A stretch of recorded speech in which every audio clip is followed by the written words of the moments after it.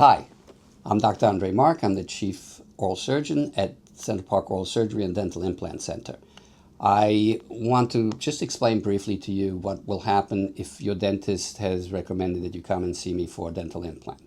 Well, you might have had a tooth extracted and now you want to replace it, or you might have a bad tooth that needs to be extracted and eventually replaced by an implant. So the timing for all this would be the following.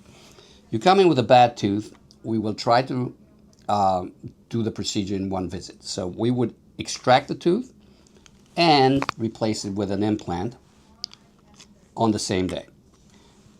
If you can notice here, there's a gold part and there's this blue part. The blue part is what an implant technically is.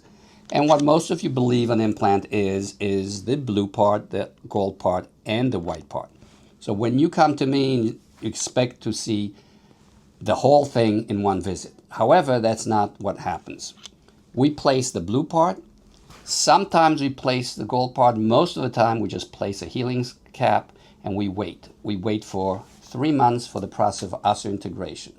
So if you are interested in having a dental implant, you're going to have a staged procedure. You're going to have the implant and then the crown a few months later.